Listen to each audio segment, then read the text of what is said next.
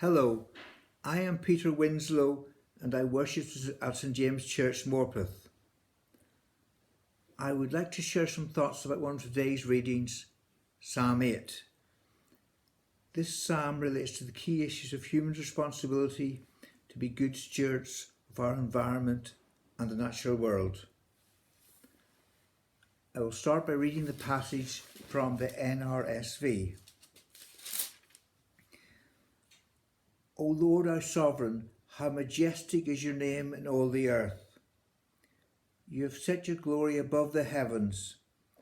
Out of the mouths of babes and infants, you have founded a bulwark because of your foes, to silence the enemy and the avenger. When I look at your heavens, the work of your fingers, the moon and the stars that you have established, what human beings that you are mindful of them, mortals that you care for them. Yet you made them a little lower than God and crowned them with glory and honour. You have given them dominion over the works of your hands. You have put all things under their feet, all sheep and oxen, and also the beasts of the field, the birds of the air, and the fish of the sea, whatever passes along the paths of the seas. O Lord our Sovereign, how majestic is your name in all the earth.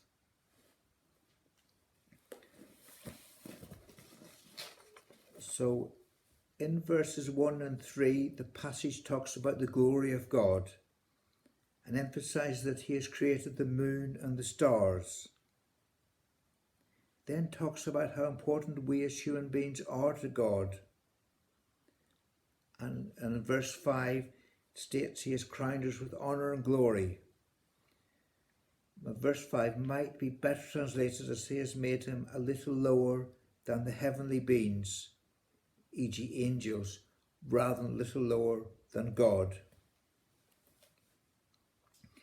The verses 6 to 8 are the ones which can seem difficult to people who, like me, believe in man's duty to look after God's creation and treat our fellow animals with dignity and compassion. The verses are of course similar to the perhaps more famous ones in Genesis 1 verses 26 to 28.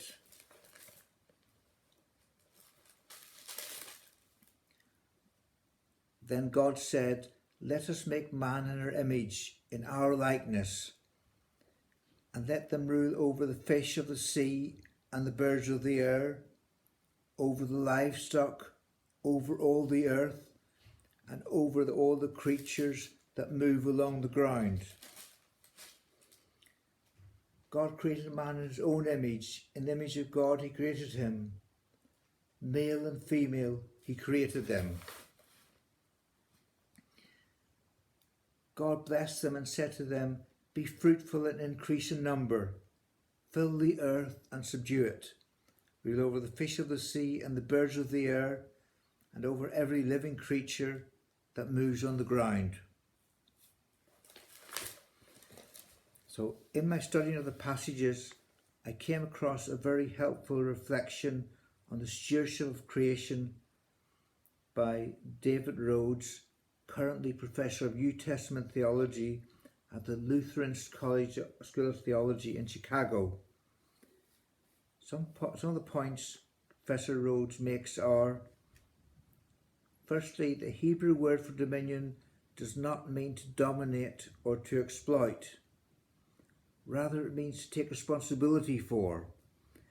As a ruler, be responsible to ensure the well-being of those in the realm. In Genesis 1, this first creation story, human beings were created last, not as the so-called crown of creation, but in order to exercise responsibility for the well-being of the garden earth. According to Genesis 1, exercising responsibility as part of God's creation is the main reason humans were created.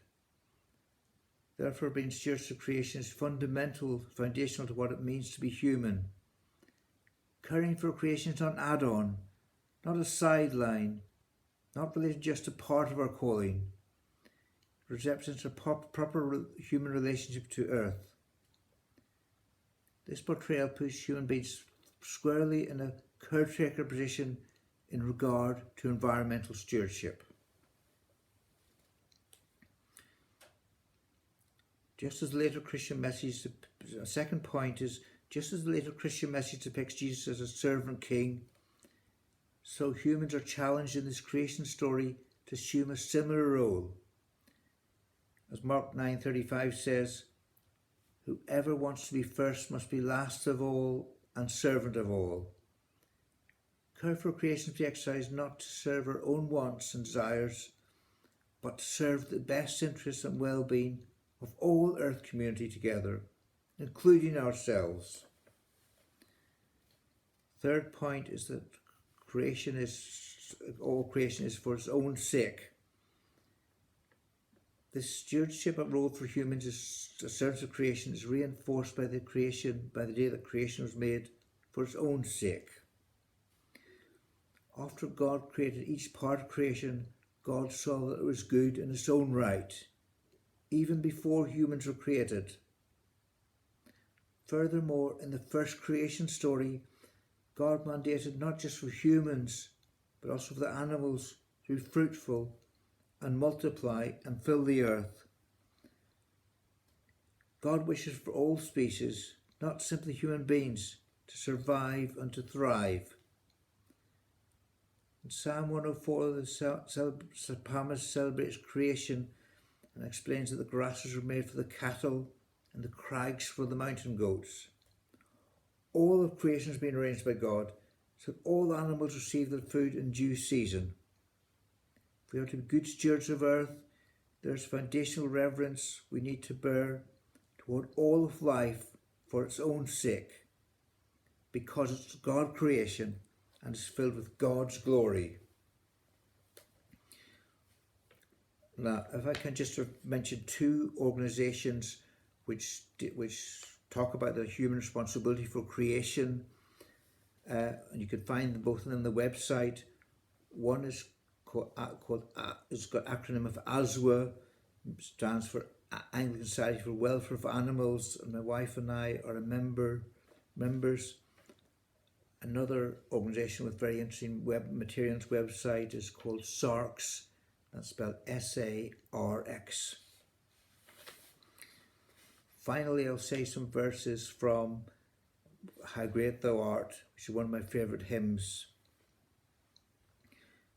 So when through the woods and forest glades I wander, and hear the birds sing sweetly in the trees, when I look down from lofty mountain grandeur, and hear the brook and feel the gentle breeze, then sings my soul, my Saviour God, to thee, how great thou art, how great thou art.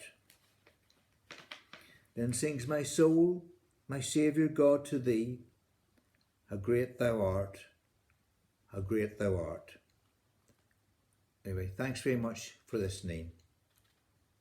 Happy New Year.